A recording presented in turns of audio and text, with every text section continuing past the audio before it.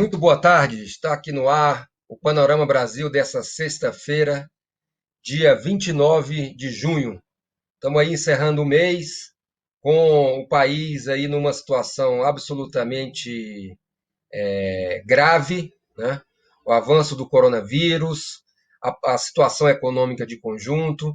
Vamos tratar aqui desses temas de hoje aqui nessa nossa programação.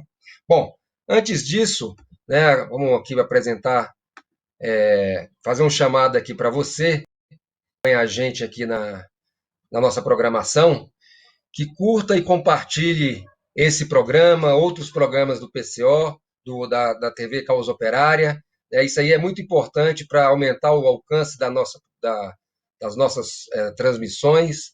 Então, colabore conosco, seja aí uma pessoa que ajuda aí a divulgar esse importantíssimo canal aqui em defesa da luta dos trabalhadores, em defesa contra, né, a política geral aí da direita de descarregar toda a crise nas costas dos trabalhadores. Bom, você também aí torne-se membro do canal, né, ajude a sustentar esse canal independente e operário, né? Para isso aí basta clicar no botão Seja Membro abaixo do vídeo ou na página inicial do canal no YouTube, né? Bom, vamos lá para as nossas notícias, né? Eu queria começar com uma notícia que está circulando aí, ela começou a ser apresentada ontem, mas que hoje tomou o maior vulto aí, que são foi divulgado pela revista Veja, que está saindo aí nessa semana, está no seu site, no que diz respeito aí a uma série de gravações que haviam sido feitas aí ainda durante o ano, um hacker, né, entrou aí na página na página não, como é que se diz? Hackeou informações aí do das redes sociais aí do ex-ministro, o carrasco do Lula, o Sérgio Moro, né? E divulgou isso aí, as informações estavam todas aí sob sigilo. A defesa do Lula conseguiu aí uma liminar para ter acesso a essas informações e algumas delas estão aí saindo na imprensa. Então, particularmente aí essas notícias estão saindo agora, né? Então, é uma demonstração absoluta da grande farsa que foi a Operação Lava Jato, né? Que mostra o absoluto comprometimento, né, do Ministério Público, né, que, vamos dizer assim, o acusador do Lula, no caso do Lula, e o juiz que deveria julgar o caso do Lula, supostamente um juiz isento, né, que não deveria se manifestar a respeito do andamento do processo, das acusações e tudo mais, né? E o que fica, não da agora, porque isso aí o Intercept já desde 2019 vem denunciando, né, o vazamento aí dessas conversas, né? Então, ou seja, isso não é da agora, mas mostra o seguinte, a grande farsa que foi a Operação Lava Jato, né? Em primeiro lugar, né, justamente isso. O juiz, ao mesmo tempo que ele julgava, ele dirigia todo o processo, como estão demonstrado por essas novas informações que estão saindo aí na imprensa, né? As conversas uma absoluta comprovação da ilegalidade do processo em qualquer outro lugar do mundo, né? Isso aí já teria sido anulado. Qualquer outro lugar seria objeto de anulação. No Brasil, como a gente sabe, né, a ilegalidade, se a gente tem que situar, pelo menos assim, em determinado, pelo menos a partir de 2015, quando a engrenagem do golpe de Estado se acentuou, 2014, 2015, né, isso aí foi, independentemente da veracidade dos acontecimentos, das denúncias que surgiram então, tudo isso aí se transformou como um elemento para a campanha para derrubar o do governo do PT. O problema é que a questão não se resumia simplesmente a derrubar o governo do PT, mas tirar o ex-presidente Lula da parada, né? Porque, como a gente acompanhou aí em 2018, o Lula, mesmo preso, era um candidato franco favorito diante do Bolsonaro. Então, a própria manipulação do regime político saído do golpe veio no sentido de esconder, encobrir tudo isso para permitir que o processo contra o Lula, né, fosse o argumento para que ele fosse impedido de se candidatar. Né? Quer dizer, é uma dupla farsa isso aí.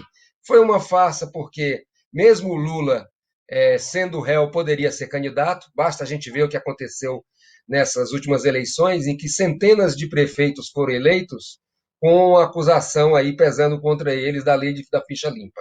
Com o Lula, né, a manobra foi de tal ordem que impediu a sua participação nas eleições. Né? Então, isso em primeiro lugar. Em segundo lugar, que mesmo que isso aí, né, são as denúncias que vêm à tona, não se sustentavam e que o fundamental para isso era manter a sua exclusão do processo, como ocorre até hoje. Eles, diante da tendência ao crescimento das mobilizações, eles foram obrigados aí a tirar o Lula da cadeia, mas o Lula continua com todos os processos aí em andamento aí, né? Então é um problema crucial da situação política.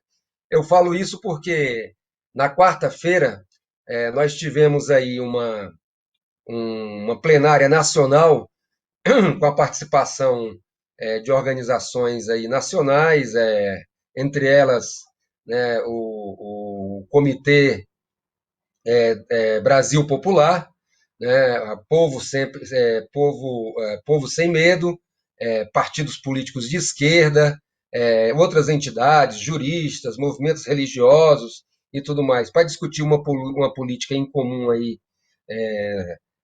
pelo Fora Bolsonaro, né? E o que se viu, né, das discussões todas aí é que esse problema do Lula sequer foi mencionado nas resoluções do encontro. Nós supomos que se teve alguma discussão, em nome do consenso, o nome do Lula foi apagado dessas resoluções. Eu digo isso porque nós, do Partido da Causa Operária, que estamos aí na luta desde o golpe de Estado, né, defendendo Lula, defendendo primeiro a presidenta Dilma, né, contra o impeachment, depois o Lula contra a sua prisão e depois dele preso pela sua liberdade, pela anulação dos processos, não fomos convidados a participar. Nós tivemos conhecimento através de outras pessoas que teria esse encontro, recebemos o link para fazer a inscrição, mas as nossas inscrições não foram homologadas, né? Ou seja, é uma política consciente de retirar o Partido da Causa Operária do debate por duas questões que nós vemos aí como fundamental. Primeiro, que o problema, sem dúvida, se coloca a questão do Bolsonaro, lutar pelo fora Bolsonaro, mas não só pelo fora Bolsonaro. Bolsonaro não está aí por ele mesmo, mas o Bolsonaro está aí, né, por conta das pessoas que o colocaram lá. E essas pessoas que colocaram o Bolsonaro na presidência são os mesmos que a esquerda busca fazer uma aliança aí, né, para derrotar o Bolsonaro, entre aspas. Né? Então, nós tivemos isso, essa política se expressou em diversos momentos, nas eleições municipais, por exemplo, com o apoio da esquerda a candidatos da direita golpista. Né? Nós tivemos isso aí, estamos tendo agora, no que diz respeito à questão da pandemia, onde a direita responsável pelo verdadeiro massacre que está ocorrendo no Brasil levanta aí, faz a campanha de que não haja aglomeração, né? Que as pessoas estão cancelando o carnaval, estão impedindo, inclusive estão retirando os feriados do carnaval próximo. Nós vamos discutir isso um pouco mais na frente, né? Estão decretando fechamento de comércio no final de semana, chamando aí a política, fazendo campanha pelo isolamento nos finais de semana, mas durante a semana a população está toda nas ruas, os trabalhadores estão indo para os seus locais de trabalho, né, com ônibus lotados, metrôs lotados, ou seja, não existe nenhuma política, quer dizer, só vale para aqueles momentos de descanso do trabalhador, de lazer, que ele poderia utilizar para o lazer, aí vale, né, o isolamento, mas por dia, não, tem que estar no trabalho. Bom, e a política da esquerda em geral, né, é justamente defender essa política, ou seja, não pode ter ato porque ato aglomera, mas veja, mas os trabalhadores já estão aglomerados, né? Então, as resoluções são essas, lutar pelo fora Bolsonaro, mas sem ir às ruas pelo fora Bolsonaro. É fazer carreata, é fazer apitaço, é fazer tuitaço, é bater panela. Quem fez isso aí foi justamente a burguesia, os golpistas de 2015, 2016, para derrubar a Dilma. A diferença em 2015, 2016, essa política montada aí com o apoio de toda a imprensa, ela visava dar uma aparência de mobilização popular, né? Ou seja, dizer que tinha uma insatisfação muito grande popular contra a Dilma, né? Para, vamos dizer assim, justificar pelo lado popular, vamos dizer assim, o impeachment. Agora não, nós estamos, os métodos são os mesmos, mas a política da burguesia não é essa, né? A política da burguesia, e a gente está vendo agora no Congresso Nacional, por exemplo, onde o candidato do Bolsonaro, né, tira a presidência da Câmara, tudo indica aí que vai ser o vencedor nas eleições para a presidência da Câmara contra o candidato desse setor aí, vamos dizer assim, de oposição, entre aspas, com o apoio da esquerda, o Baleia Rossi. Um detalhe que eu acho que é importante chamar a atenção aqui é justamente o fato de que os supostos aliados da esquerda, né, estão se bandeando, dessa direita golpista, vamos dizer assim, estão se bandeando para o lado do Lira. Né? O Bolsonaro está comprando todo mundo aí, prometendo a abertura de ministérios, são recursos, são milhões de recursos que estão sendo dados aí a título de emenda parlamentar, comprada, né, desses parlamentares, uma prática absolutamente comum, né, nesse Congresso Nacional, e o que a gente assiste na contrapartida disso aí é a esquerda, né, chamando lá que nós temos que pressionar o Congresso pelo impeachment de Bolsonaro, temos que pressionar o Congresso para que aprove o auxílio emergencial para a população aí por conta do coronavírus, mas de um ponto de vista concreto, de um ponto de vista dos para fazer frente ao emprego, fazer frente do coronavírus, fazer frente aos golpistas que estão impulsionando essa política aí, nada, né? Quer dizer, os trabalhadores estão aí à mercê absoluta das articulações por cima e estão à margem de todo esse processo, né? Então, a questão do Lula, para finalizar, acabou que eu saí um pouco aqui da conversa, a questão do Lula, né, vem comprovar isso aí. Né? Então tem essas, está tudo comprovado, mas a expectativa, não se tem uma verdadeira campanha pela liberdade do Lula, pela anulação de todos os processos que existem contra ele.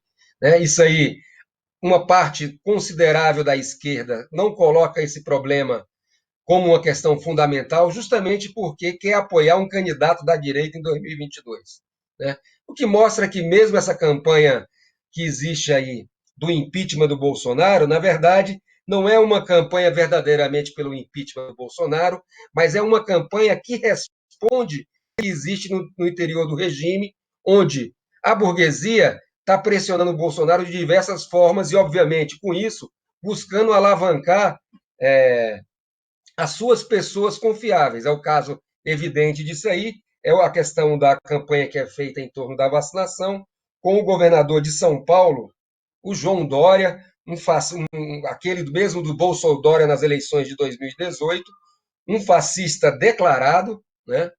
Um direitista, um cara, um político que fez ataques aí muito de deixar o próprio Bolsonaro aí envergonhado, né? E que agora passaria aí, está pousando de oposicionista, de científico e tudo mais. A gente vai ver, nós estamos discutindo isso também no nosso canal, que isso não guarda nada de verdade. Bom, então essa é a questão que tem a ver com o Lula, né? Lula está nessa condição hoje. Se depender dessa política de acordos aí, com a burguesia não vai ter, né, não vai ter nada, não, ele não vai ser, não vai ter, não vai recuperar os seus direitos políticos, nada disso. Nós fazemos um chamado, estamos com essa campanha já nas ruas, os comitês de luta contra o golpe, pela anulação de todos os processos, por fora Bolsonaro, Dória, né, e todos os golpistas, por Lula candidato, Lula presidente. Né? Essa é o chamado que o Partido da Causa Operária faz, no sentido de engajar, que as pessoas se engajem nessa luta, porque ela é determinante do ponto de vista da situação do país na atual etapa. Bom, dando prosseguimento, eu queria entrar aqui na questão que é o tema do nosso programa, né, que é o problema, que é justamente a questão do coronavírus. Coronavírus, ele está aí, nós estamos aí entrando no mês de fevereiro, e a situação no país é muitíssimo mais grave do que era no início da pandemia. Né? Na verdade, é um coronavírus aí acobertado, vamos dizer assim, pela fraude, pela manipulação, né? E pelo caos, né? Quer dizer, o caos, que é o próprio coronavírus, né? Existe toda uma política dos meios de comunicação no sentido de encobrir essa realidade. Você lê nas entrelinhas o que aparece na imprensa para tentar chegar onde está verdadeiramente o problema, né? E nem assim você consegue, porque as informações são muito soltas, né? A campanha em torno da vacina, né, que não é uma realidade no país, está a todo vapor, né? E a gente queria conversar um pouco sobre isso. Eu pediria para a produção colocar um vídeo que nós tivemos conhecimento hoje sobre a que ponto que a fraude na vacinação do coronavírus. Foi um acontecimento aí em Alagoas, né, em uma clínica que estava vacinando idosos aí, é uma senhora de mais de 90 anos, e veja o que acontece. Produção, por favor.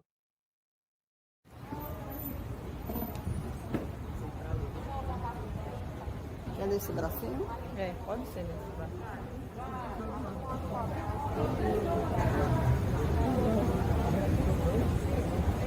Se dá reação. Geralmente eu não vejo não, ninguém comentar até agora, né? São. Só isso. Bom, vocês vejam aí, né? A que ponto de barbaridade que se chegou aqui no país, né? Nós estamos aí numa situação de uma gravidade, o que está acontecendo em Manaus, né? Uma situação de uma gravidade assim, na verdade, uma política consciente por parte das autoridades, por parte do governo, tanto federal como estadual. Isso aí foi aportado desde outubro, por exemplo, o caso do Amazonas, já havia indícios da retomada da pandemia lá no estado, né? Não foi feito absolutamente nada. O governo federal, por exemplo, chegou ao ponto de uma semana antes de faltar oxigênio lá no estado, né, para poder atender as pessoas que estavam morrendo sem ar, quer dizer, uma coisa bárbara, né? Simplesmente não tomou nenhuma medida e mesmo depois que explodiu tudo, continuou sem tomar medida nenhuma. Então, essa situação do Amazonas, por ser um dos estados mais pobres do país, ela traz à tona, né, uma situação que, na verdade, vai se coloca, a coisa, vamos dizer assim, a corda arrebentou do lado mais fraco. Mas isso não quer dizer que a gravidade da situação não se avance aí no próximo período. Para isso, eu chamaria atenção,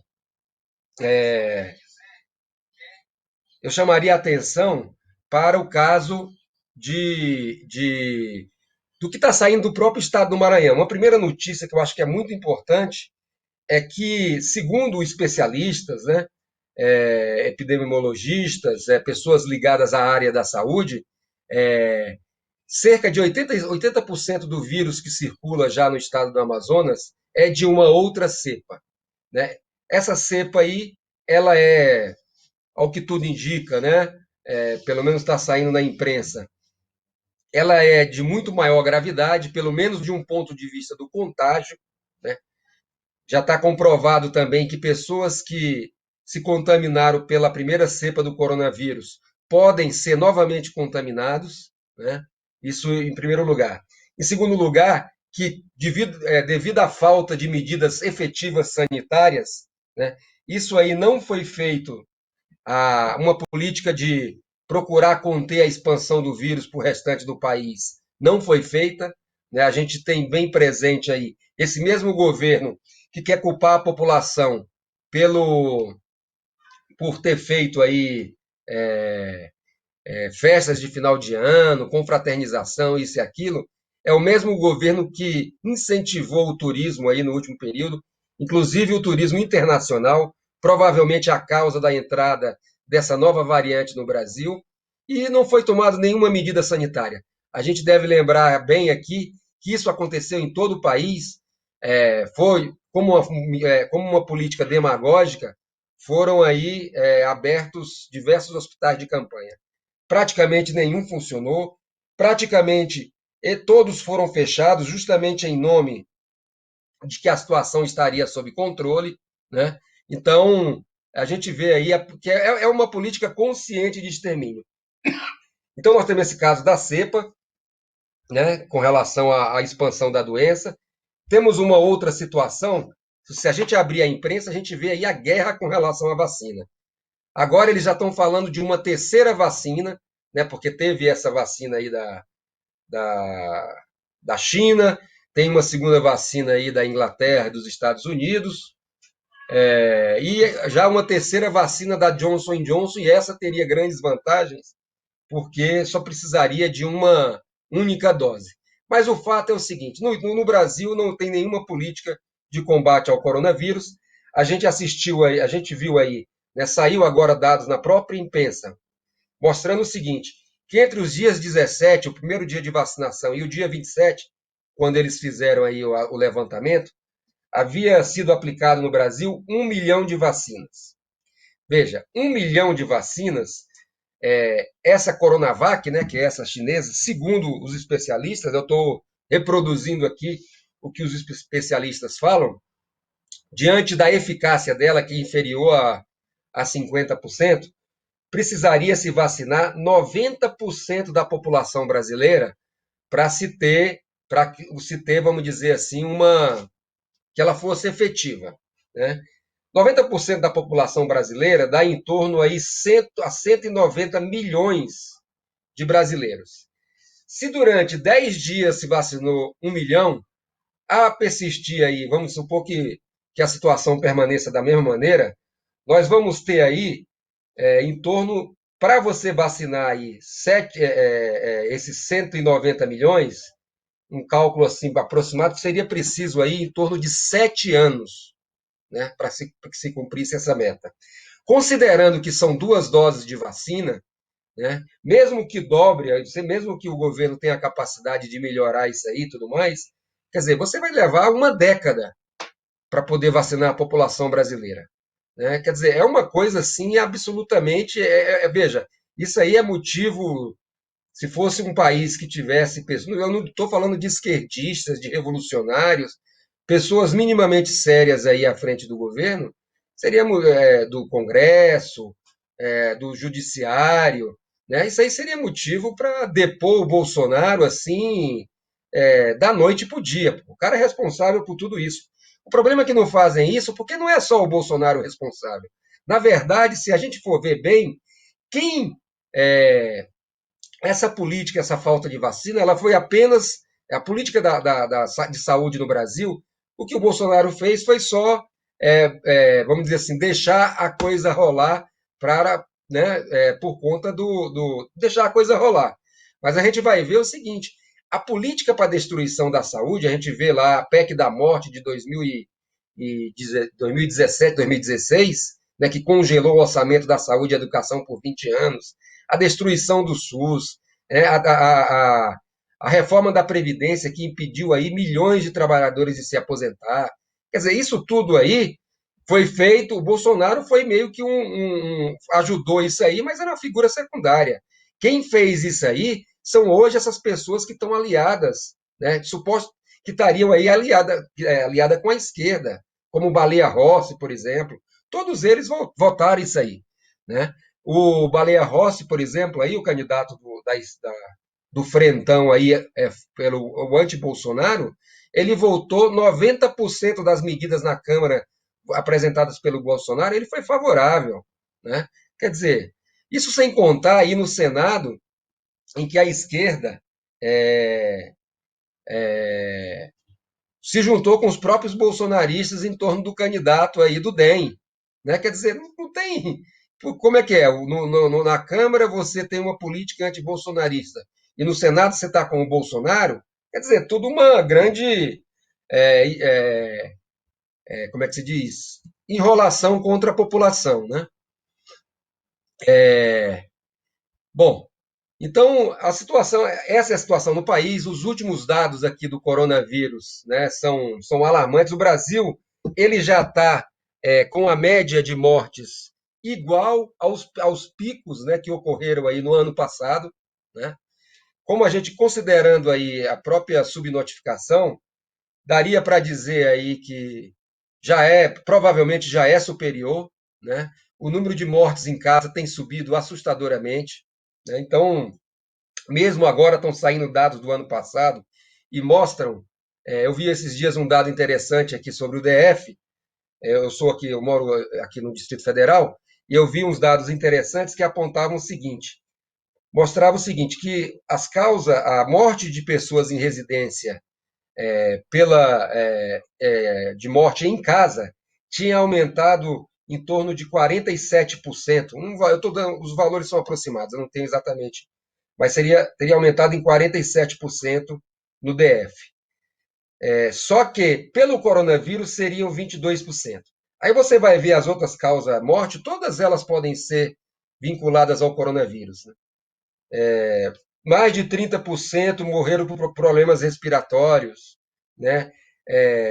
Outras problemas, como problemas por septicemia, né? Um outro valor enorme aí, superando os 40%. Mas isso tudo pode ser decorrência do coronavírus. Problemas cardíacos, por exemplo, infartos, podem estar relacionados ao Covid, né? Então, enfim, não existe uma política nenhuma para se conter a doença. E aí o Brasil chega aí, né, esses dados são do dia de ontem ainda, né, a 221.547 mortes. Foram mais 1.386 mortes se comparados ao dia anterior, né?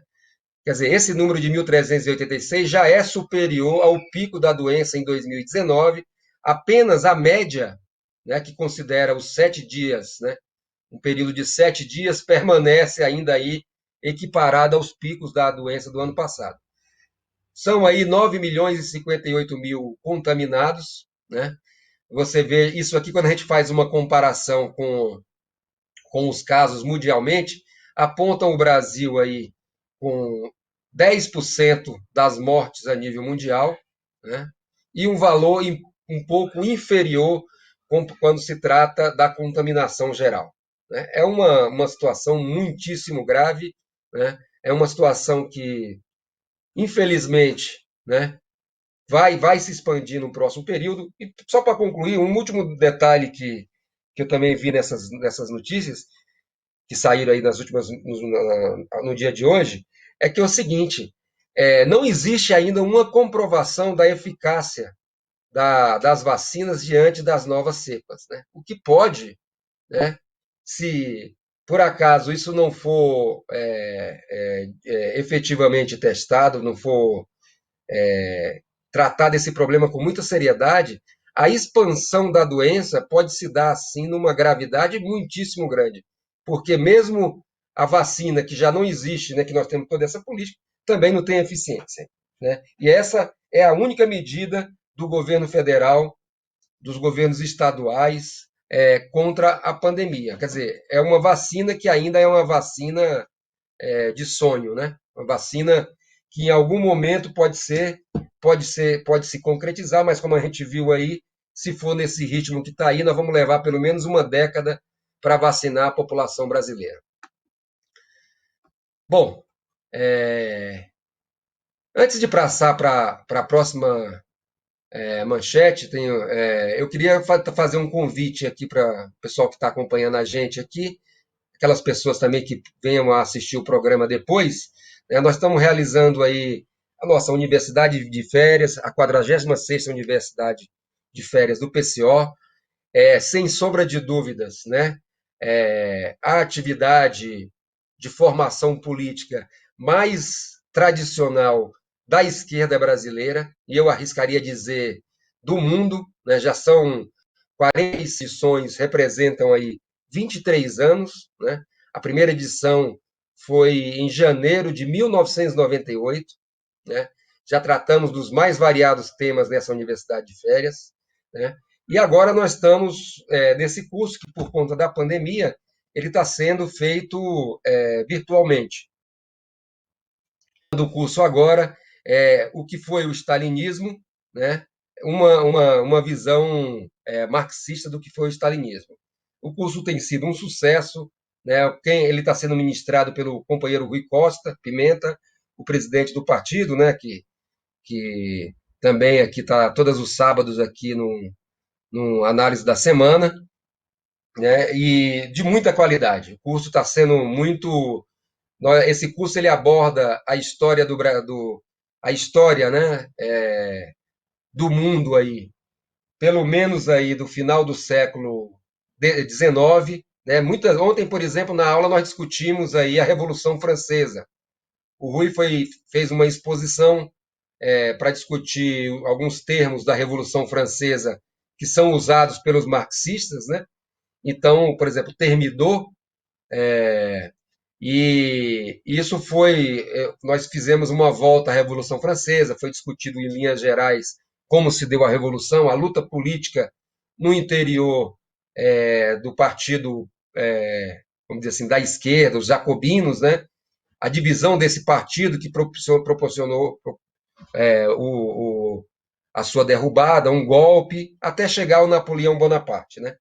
Então, mas discutimos também a Revolução de 1848, quer dizer, é um curso, embora ele tenha como central os anos que vão de 1921, logo após aí a Guerra Civil Russa, né, da União Soviética, a invasão da União Soviética por tropas estrangeiras e tudo mais, e vai até a dissolução da União Soviética.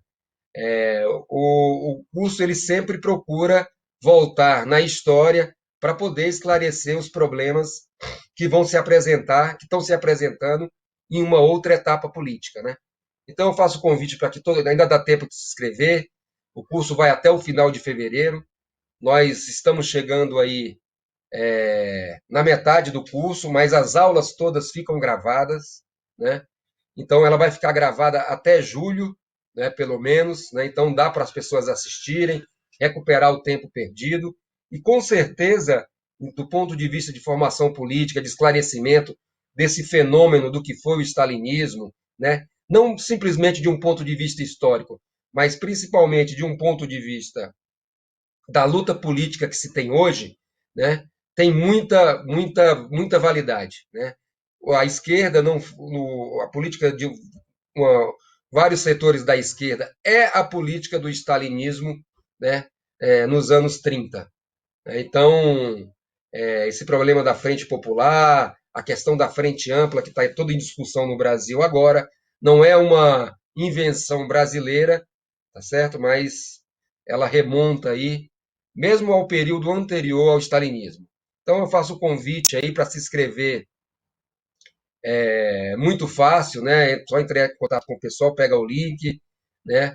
E seria isso aí. Mas vamos voltar para a nossa pauta.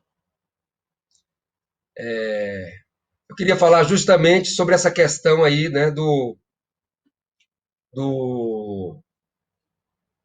duas coisas sobre São Paulo.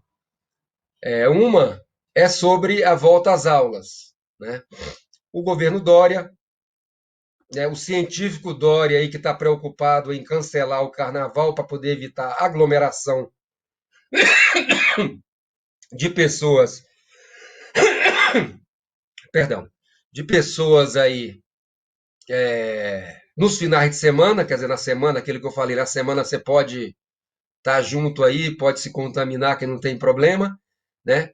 Acabou não, já há um tempo ele tinha colocado aí, imposto a volta às aulas para a rede pública do estado de São Paulo, agora para o início de 1º de fevereiro. Diante da pressão dos sindicatos e uma mobilização lá crescente que tem aí na categoria, ele adiou em uma semana, mas voltou a reafirmar hoje que as aulas retomam no dia 9. Né? Só para a gente ter uma ideia em termos de número, só de alunos, né? Isso aí envolve mais ou menos uns 6 milhões de alunos, um pouco mais de 6 milhões de alunos. Né? Se a gente for considerar não a comunidade escolar, mas simplesmente professores e funcionários, isso aí vai para casa aí são 200 mil professores, mais ou menos, não, acho que são 200 mil professores e 70 mil funcionários na educação. Isso aí aproxima aí em números de 1 milhão de pessoas. Quando você projeta isso aí para um lado mais amplo, o envolvimento de pessoas para o próprio funcionamento das escolas, os familiares dos alunos, de professores e tudo mais, com certeza você poderia dizer aí para que em torno de 25% da população do estado aí vai estar imediatamente exposta ao contágio do vírus. A gente sabe como é que funciona uma escola, né? Os alunos, você não vai... Primeiro, a própria condição do espaço das escolas, né? São salas superlotadas, com muitos problemas de higiene, de alimentação, né? Quer dizer, tem muito problema nas escolas aí, justamente por conta da política deliberada de destruição da educação. Então, nós temos aí uma situação de calamidade, assim, na verdade, potencialmente, né, poderia-se dizer que o governo Dória está preparando aí, né, um verdadeiro massacre da população paulista aí para o próximo período. Né? É uma política assim muitíssimo grave. Diante dessa gravidade, o sindicato dos professores entrou aí na justiça para cancelar aí, suspender o início das aulas. Teve um parecer de um juiz aí a favor, mas o Tribunal de Justiça de São Paulo já cassou, né, essa medida. O que mostra o seguinte: ninguém está preocupado com o problema do coronavírus. O problema, ou se está, é o seguinte: o que importa é a gente fazer a economia funcionar. O que importa é os grandes capitalistas estarem ganhando dinheiro e tudo mais. Então, se é preciso matar as pessoas, né? Se é preciso aí que as pessoas se contaminem, isso aí pouco importa. O que importa é isso, né? É uma posição já decidida e não é só do Bolsonaro, como a gente vê, né? Então, ao que tudo indica, as aulas vão ser retomadas no dia 9. Os professores do estado já decretaram greve, né? São Paulo ele tem uma importância, obviamente, é o principal estado do país, né? Tem uma importância, vamos dizer assim, é meio que um eixo pelo qual os outros estados se organizam, né? E São Paulo vai abrir a porteira para que os estados de conjunto voltem aí ao funcionamento da rede pública. Isso aí, né? Como eu falei, os professores já decretaram a greve, né? A posição nossa é que isso aí seja uma política para todos os sindicatos, tem que levantar aí a população, por isso que esse problema aí de fazer ato, que é a oposição entre ato e carreata, é uma grande marmelada, é cair no jogo da direita, porque a direita está aí botando todo mundo, expondo todo mundo à morte, como é o caso das escolas. Como é que a população, né, como os professores, a juventude vai se opor a isso, se ele não se mobilizar?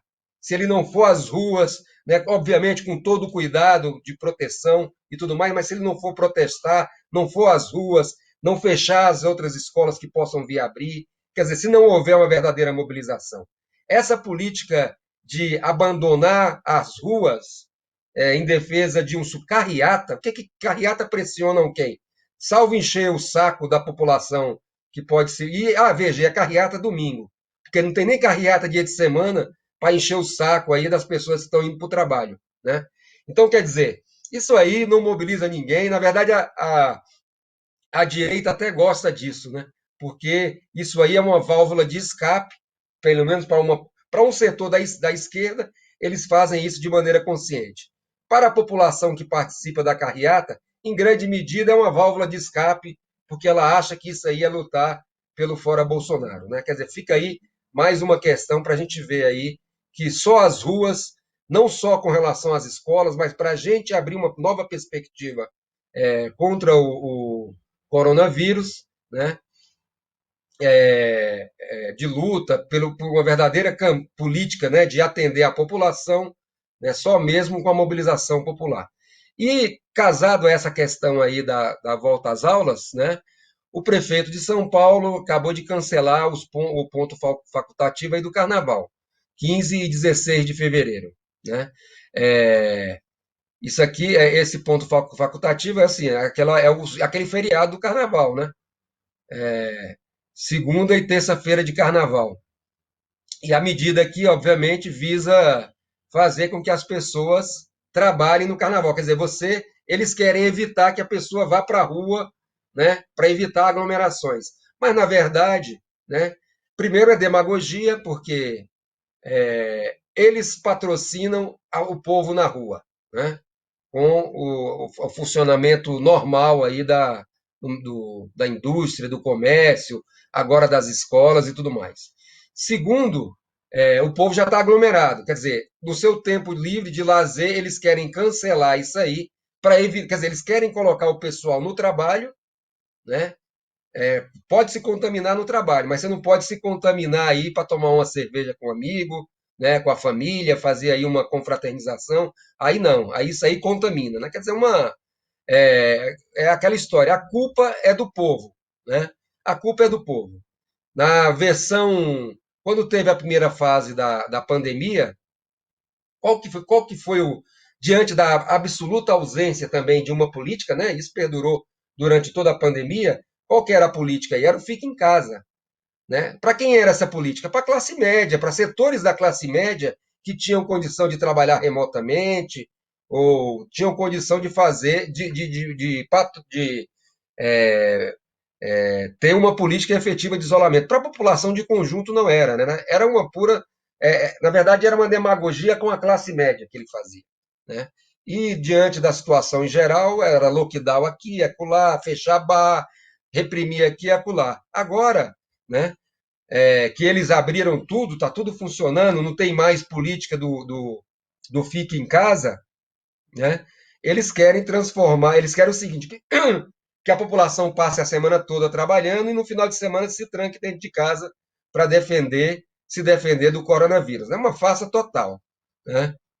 Então, os governos de direita não conseguem enfrentar minimamente a pandemia, não tem política correta, né? E para isso você tem que culpar alguém, é a população, né? Bom, vamos ver mais aqui, nós já estamos nos aproximando. Ixi, já estamos no final do programa, eu falo um pouco demais. Eu ver aqui uma do Lula. Queria dar mais uma notícia aqui, rapidamente, depois a gente.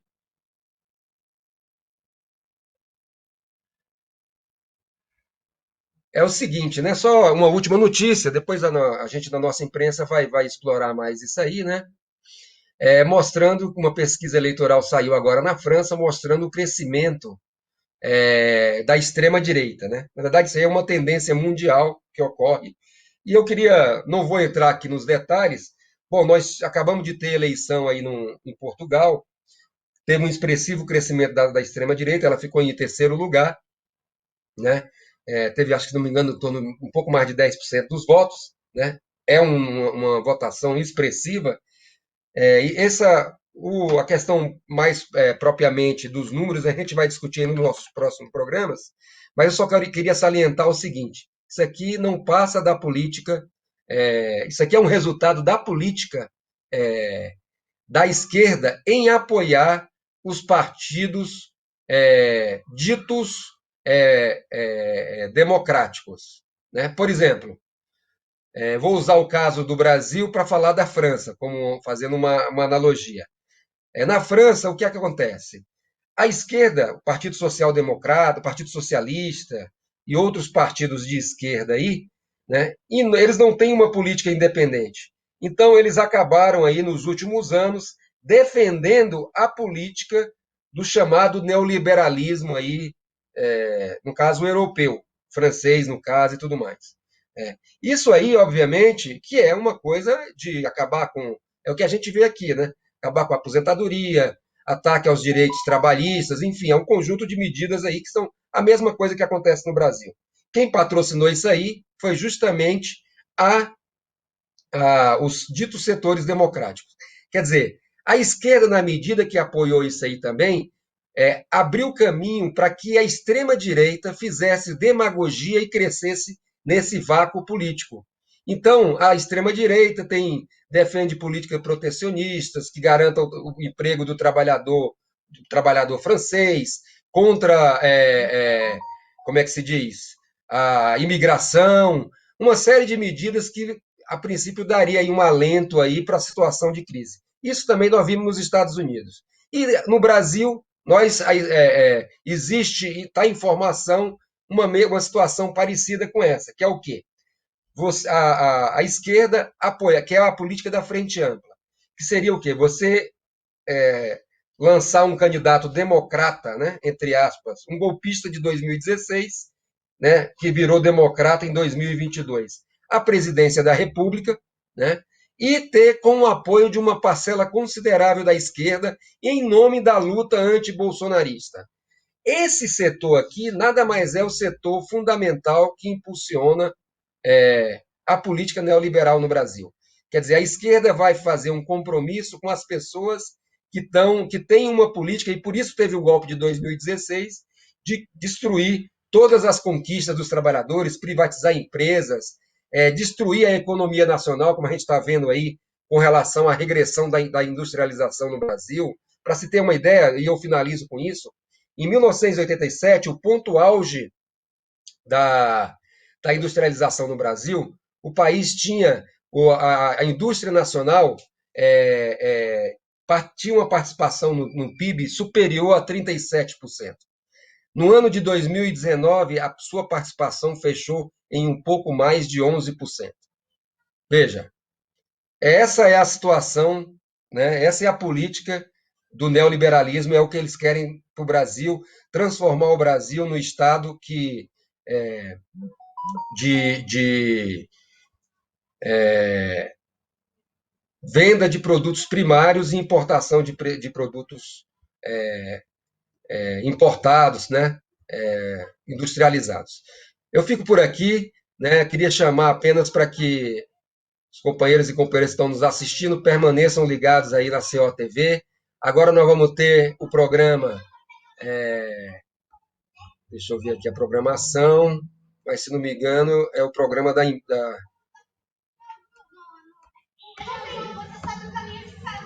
18 horas, não compre jornais, minta você mesmo ao vivo com o companheiro Eduardo Vasco. Depois, às 19 horas, nós temos Cine Clube Luiz Buñuel, também ao vivo. 20h30, resumo do dia, ao vivo com o companheiro Antônio Carlos. E amanhã, a partir das 11h30, a análise política da semana com o companheiro Rui Costa Pimenta. Obrigado, boa tarde e até a próxima semana.